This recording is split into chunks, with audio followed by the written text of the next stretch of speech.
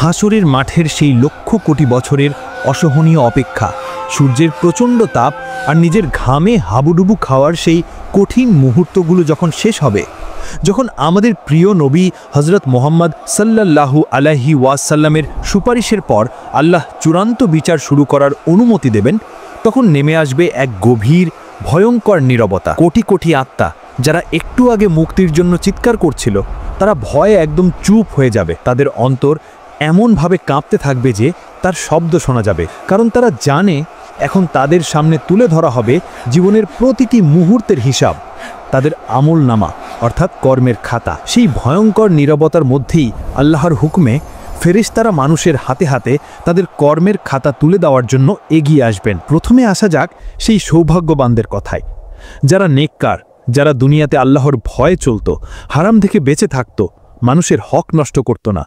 ফেরেশতারা তাদের কাছে নূরের মতো উজ্জ্বল চেহারা নিয়ে আসবেন, তাদের মুখে থাকবে মৃদু হাসি। তারা সেই বান্দাদেরকে বলবেন, তোমাদের উপর শান্তি বর্ষিত হোক, তোমরা ধৈর্য ধারণ করেছিলে, নাও তোমাদের পুরস্কার গ্রহণ করো। এই বলে ফেরেশতারা তাদের আমলনামা ডান হাতে তুলে দেবেন। ডান হাতে আমলনামা পাওয়ার সাথে সাথে তাদের বুকের ভেতর থেকে লক্ষ কোটি বছরের জমানো ভয় আর আতঙ্ক এক মুহূর্তে দূর হয়ে যাবে। তাদের চেহারা আনন্দে উজ্জ্বল হয়ে উঠবে, তারা খুশিতে আত্মহারা হয়ে যাবে। তারা এদিক ওদিক ছোটাছুটি করবে। তারা তাদের আমলনামা উঁচু করে ধরে চিৎকার করে বাকিদের ডেকে বলবে, এসো আমার আমলনামা পড়ে দেখো, আমি তো দুনিয়াতেই জানতাম আমাকে একদিন এই হিসাবের মুখোমুখি হতেই হবে। তারা খুশিতে দৌড়ে তাদের পরিবার পরিজনকে খুঁজতে থাকবে, যেন তাদের এই সফলতার খবরটি জানাতে পারে। কিন্তু অপর পাশে থাকবে সেই দুর্ভাগারা, যারা বদকার বা পাপী, যারা দুনিয়াতে আল্লাহর হুকুম অমান্য করে চলত, অহংকার করত, জুলুম করত। ফেরেশতারা তাদের কাছে আসবেন ভয়ঙ্কর রূপ ধারণ করে। তাদের চেহারা হবে কালো, চোখ থেকে যেন আগুন বের হতে থাকবে। তারা কোনো কথা না বলে প্রচণ্ড রাগের সাথে সেই পাপী বান্দাদের আমলনামা তাদের বাম হাতে পিঠের পেছন দিক থেকে ছুঁড়ে দেবেন। কিন্তু ওই পাপীরা ওই আমলনামা নিতে চাইবে না। তখন ফেরেশতারা একটা হুমকি দিয়ে বলবেন, লে বেটা আমলনামা নে। এইভাবে হুমকি দিয়ে বাম হাতে আমলনামা ধরিয়ে দেবে। বাম হাতে আমলনামা পাওয়ার সাথে সাথেই তারা বুঝতে পারবে তাদের সব শেষ। ভয়ে তারা থর থর করে কাঁপতে থাকবে আর হতাশায় তারা কুঁকড়ে যাবে। তাদের চেহারা ভয়ে একদম কালো হয়ে যাবে। তারা আফসোস করে বুক চাপড়ে চিৎকার করে বলবে, হায়, আমাকে যদি আমার আমলনামা না দেওয়া হতো, আমি যদি আমার হিসাব সম্পর্কে না জানতাম, হায়, মৃত্যুই যদি আমার শেষ হতো, আমার সকল ক্ষমতা আজ শেষ হয়ে গেছে, আমার সকল সম্পদ আজ কোনো কাজেই এলো না। তাদের সেই আর্তনাদ হাসরের ময়দানের বাতাসকে ভারী করে তুলবে, কিন্তু সেদিন তাদের সাহায্য করার মতন আর কেউই থাকবে না। আমলনামা পাওয়ার পর স্থাপন করা হবে মিজান অর্থাৎ ন্যায়ের পাল্লা। এটি কোনো সাধারণ পাল্লা নয়, এই পাল্লায় সমগ্র আসমান জমিন রাখলেও জায়গা থেকে যাবে। সেই মিজানের সামনে প্রত্যেক ব্যক্তিকে একা একা দাঁড় করানো হবে। এরপর শুরু হবে জীবনের প্রতিটি মুহূর্তের ওজন। মানুষের ছোট বড়, প্রকাশ্যে গোপন জীবনের প্রতিটি ভালো এবং মন্দ কাজের ওজন করা হবে। এক পাল্লায় রাখা হবে তার সমস্ত নেকি, অন্য পাল্লায় রাখা হবে তার সমস্ত পাপ। শুধু নামাজ রোজা নয়, সেদিন ওজন করা হবে তোমার বলা ছোট্ট একটি সত্য কথা। ওজন করা হবে বিপদে থাকা একজন মানুষকে দেখে তোমার এগিয়ে যাওয়া। ওজন করা হবে বাবা মায়ের সাথে তোমার বলা একটি নরম কথা। এমনকি একটি বিড়ালকে দেওয়া এক টুকরো রুটিও সেদিন তোমার নেকির পাল্লাকে ভারী করে তুলতে পারে। আবার অন্য পাল্লায় ওজন করা হবে তোমার বলা ছোট্ট একটি মিথ্যে কথা। ওজন করা হবে অহংকার করে তোমার তাকানো। ওজন করা হবে কাউকে না জানিয়ে তার সামান্য হক নষ্ট করা। এমনকি অন্তরের সামান্য হিংসাও সেদিন তোমার পাপের পাল্লাকে ভারী করে দিতে পারে। সেই মুহূর্তটা হবে অত্যন্ত ভয়ঙ্কর। কোটি কোটি মানুষের সামনে তোমার জীবনের প্রতিটি গোপন কাজ ওজন করা হচ্ছে। একবার ভেবে দেখুন, আপনি ভাবছেন গোপনে কারো চুরি করছেন, কারো হক নষ্ট করছেন, কেউ দেখতে পাচ্ছে না। রোজা অবস্থায় গোপনে পানি পান করছেন, আপনি ভাবছেন কেউ দেখতে পাচ্ছে না, কিন্তু সেদিন সব ধরা পড়বে, সব ওজন করা হবে। ভয়ে লজ্জায় অন্তর কাঁপতে থাকবে। যখন পাল্লা নড়চড়া করবে তখন সবার নিঃশ্বাস বন্ধ হয়ে যাবে। যার নেকির পাল্লা সামান্য পরিমাণও ভারী হবে সে হবে সফল, তার মুখে ফুটে উঠবে বিজয়ের হাসি। আর যার পাপের পাল্লা ভারী হবে সে হবে চরম ব্যর্থ, তার বাঁচার আর কোনো আশাই থাকবে না। সে বুঝতে পারবে তার ঠিকানা কোথায় হতে চলেছে। এরপর এমন কিছু পাপী থাকবে যারা তাদের আমলনামা দেখে আল্লাহর সাথে তর্ক করতে শুরু করবে। তারা বলবে, হে আল্লাহ, আমি তো এই পাপ করিনি, এই ফেরেশতারা হয়তো ভুল লিখেছে। তখন আল্লাহ তাদের মুখ বন্ধ করে দেবেন, তাদের মুখ সেলাই করে দেওয়া হবে।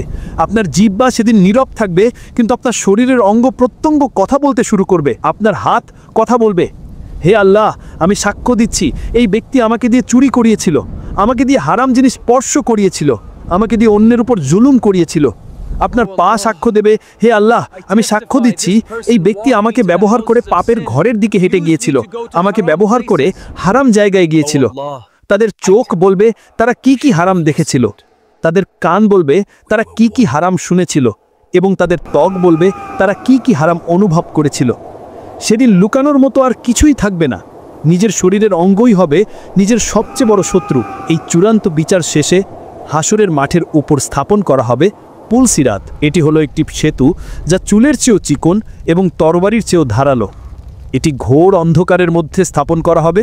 এর দুই পাশে থাকবে জাহান্নাম থেকে উঠে আসা বর্ষির মতো ধারালো হুক, যা পাপীদের টেনে হিঁচড়ে নিচে ফেলার জন্য অপেক্ষা করতে থাকবে। আর এর নিচেই থাকবে লক্ষ কোটি মাইল গভীর দাও দাও করে জ্বলতে থাকা জাহান্নাম, যা রাগে ক্ষোভে গর্জন করতে থাকবে। প্রত্যেক মানুষকে, সে নবী হোক বা সাধারণ মানুষ, এই পুলসিরাত পার হয়েই জান্নাতে যেতে হবে। নেককার বান্দারা যখন পুলসিরাতের কাছে আসবেন, তখন তাদের ইমানের আলো তাদের পথ দেখাবে। যার ইমান যত শক্তিশালী, তার আলো তত উজ্জ্বল হবে। তারা তাদের আমল অনুযায়ী বিজলির গতিতে, বাতাসের গতিতে, দ্রুতগামী ঘোড়ার গতিতে বা দৌড়ানোর গতিতে এই পুল পার হয়ে যাবেন। কেউ কেউ তো চোখের পলকেই পার হয়ে যাবে। কিন্তু পাপীরা, মুনাফিকরা, তারা যখন সেই অন্ধকার আর ধারালো সেতুতে পা রাখবে, তখন তাদের পা থরথর করে কাঁপতে শুরু করবে। তারা এক পা এগোবে তো 10 পা পিছিয়ে যাবে। জাহান্নাম থেকে উঠে আসা বর্ষির মতো ধারালো হুকগুলো তাদের শরীরে আঁচড় কাটতে থাকবে, তাদের মাংস ছিঁড়ে ফেলবে। অবশেষে তারা সেই ধারালো সেতুতে ভারসাম্য রাখতে না পেরে এক ভয়ঙ্কর চিৎকার দিয়ে নিচের গনগনে জাহান্নামের আগুনে পড়ে যাবে। এই জাহান্নামের গর্জন এতটাই ভয়ঙ্কর হবে, এই গর্জন যদি দুনিয়ার বুকে শোনা যেত, তাহলে এই দুনিয়াতে আর ইসরাফিল আলাইহিস সালামকে ফুৎকার মারতে হতো না। ওই গর্জনেই পৃথিবী ধ্বংস হয়ে যেত। এতটাই ভয়ঙ্কর হবে ওই জাহান্নামের গর্জন। যখন হাসরের মাঠের চূড়ান্ত বিচার শেষ হয়ে যাবে, যখন পুলসিরাতের ভয়ঙ্কর পরীক্ষাটাও শেষ হয়ে যাবে, আর যখন জান্নাতীরা তাদের চিরশান্তির ঠিকানা জান্নাতে আর জাহান্নামীরা তাদের কষ্টের ঠিকানা জাহান্নামে ঢুকে পড়বে, তখন দুই দলের লোকেরাই ভাববে এটাই হয়তো শেষ। জান্নাতীরা তাদের অফুরন্ত সুখ আর পুরস্কার দেখে আল্লাহর শুকরিয়া আদায় করতে থাকবেন, কিন্তু তাদের মনের কোনো একটা কোণায় হয়তো ছোট্ট একটা ভয় থাকবে যে এই সুখ কি কোনোদিন শেষ হয়ে যাবে। আর জাহান্নামীরা, তারা তাদের ভয়ঙ্কর শাস্তি পেতে পেতে মনের গভীরে একটা ছোট্ট আশা নিয়ে থাকবে, হয়তো একদিন এই কষ্টের শেষ হবে, হয়তো একদিন মৃত্যু এসে আমাদের এই যন্ত্রণা থেকে বাঁচিয়ে দেবে। ঠিক সেই মুহূর্তে যখন জান্নাত আর জাহান্নামের সবাই তাদের নিজ নিজ জায়গায় স্থির হয়ে যাবে, তখন আল্লাহর পক্ষ থেকে একজন ফেরেশতা উচ্চ স্বরে ডাক দেবেন। সেই ফেরেশতার ডাক জান্নাতের প্রতিটি জায়গা এবং জাহান্নামের প্রতিটি কোণা পর্যন্ত পৌঁছে যাবে। তিনি প্রথমে ডাকবেন, হে জান্নাতের মানুষেরা। এই ডাক শুনে জান্নাতের সবাই ভয়ে আর আতঙ্কে তাদের ঘাড় উঁচু করে তাকাবে। তারা ভাববে, হায়, আমাদের কি আবার এই শান্তির জায়গা থেকে বের হয়ে যেতে বলা হবে? এরপর সেই ফেরেশতা আবার ডাকবেন, হে জাহান্নামের মানুষেরা। এই ডাক শুনে জাহান্নামের লোকেরাও তাদের মাথা উঁচু করে তাকাবে। শাস্তির মধ্যেই তাদের মনে ছোট্ট একটা আশার আলো জ্বলে উঠবে। তারা ভাববে, হায়, আমাদের কি এই শাস্তি থেকে মুক্তি দেওয়া হবে? যখন দুই দলের সবাই অধীর আগ্রহে আর ভয়ে অপেক্ষা করতে থাকবে, তখন তাদের সামনে এক আশ্চর্য জিনিসকে নিয়ে আসা হবে। মৃত্যুকে সেদিন একটা সাদা কালো রঙের সুন্দর ভেড়ার মতো করে নিয়ে আসা হবে এবং তাকে জান্নাত এবং জাহান্নামের ঠিক মাঝখানে দাঁড় করানো হবে। এরপর সেই ফেরেশতা আবার জিজ্ঞেস করবেন, হে জান্নাতের মানুষেরা, তোমরা কি একে চেনো? জান্নাতের সবাই একসাথে উত্তর দেবে, হ্যাঁ, আমরা একে চিনি, এটাই তো মৃত্যু। তারপর তিনি জিজ্ঞেস করবেন, হে জাহান্নামের মানুষেরা, তোমরা কি একে চেনো? জাহান্নামের লোকেরাও একসাথে উত্তর দেবে, হ্যাঁ, আমরাও একে চিনি, এটাই তো মৃত্যু। যখন জান্নাত এবং জাহান্নামের সবাই সেই মৃত্যু নামক ভেড়াটিকে চিনে ফেলবে, তখন আল্লাহর হুকুমে সেই মৃত্যু নামক ভেড়াটিকে জবাই করে দেওয়া হবে। মৃত্যুকে জবাই করার পর সেই ফেরেশতা এক শেষ এবং ঐতিহাসিক ঘোষণা দেবেন, যা শোনার পর আর কোনো সন্দেহ থাকবে না। তিনি প্রথমে জান্নাতবাসীদের দিকে ফিরে বলবেন, হে জান্নাতের মানুষেরা, আজ থেকে তোমাদের জন্য শুধু অনন্ত জীবন আর অনন্ত সুখ, আর কোনোদিন মৃত্যু আসবে না, তোমরা এখানে চিরকাল থাকবে। এই ঘোষণা শোনার পর জান্নাতীদের আনন্দ আর খুশির কোনো শেষ থাকবে না। তাদের মনের ভেতর থাকা ছোট্ট ভয়টাও দূর হয়ে যাবে। তারা বুঝতে পারবে তাদের এই সুখ আর শান্তি সত্যিই চিরস্থায়ী, যা আর কোনোদিন শেষ হবে না। তাদের আনন্দ হাজার গুণ বেড়ে যাবে। এরপর সেই ফেরেশতা জাহান্নামবাসীদের দিকে ফিরে বলবেন, হে জাহান্নামের মানুষেরা, আজ থেকে তোমাদের জন্য শুধু অনন্ত জীবন আর অনন্ত শাস্তি, আর কোনোদিন মৃত্যু আসবে না, তোমরা এখানে চিরকাল থাকবে। এই ঘোষণা শোনার পর জাহান্নামীদের হতাশা আর কষ্টের কোনো সীমা থাকবে না। তাদের মনের ভেতর থাকা মুক্তির শেষ ছোট্ট আশাটুকুও চিরদিনের জন্য নিভে যাবে। তারা বুঝতে পারবে তাদের এই ভয়ঙ্কর যন্ত্রণা থেকে বাঁচানোর জন্য মৃত্যু আর কোনোদিন আসবে না। তাদের কষ্ট আর আফসোস হাজার গুণ বেড়ে যাবে, এবং এটাই হবে তাদের জন্য সবচেয়ে বড় মানসিক শাস্তি। আর এভাবেই মৃত্যুকে জবাই করার মাধ্যমে আল্লাহ জান্নাত ও জাহান্নামের অনন্ত জীবনকে শুরু করে দেবেন। সেদিন থেকে শুরু হবে এমন এক জীবন যার আর কোনো শেষ নেই। আমার এই ইসলামিক ভিডিওটা যদি ভালো লাগে তাহলে লাইক, কমেন্ট ও সাবস্ক্রাইব করতে ভুলবেন না। আপনার বন্ধু বান্ধবকে শেয়ার করে দিন এবং কোরআন হাদিসের কথা সকলের কাছে পৌঁছে দিন।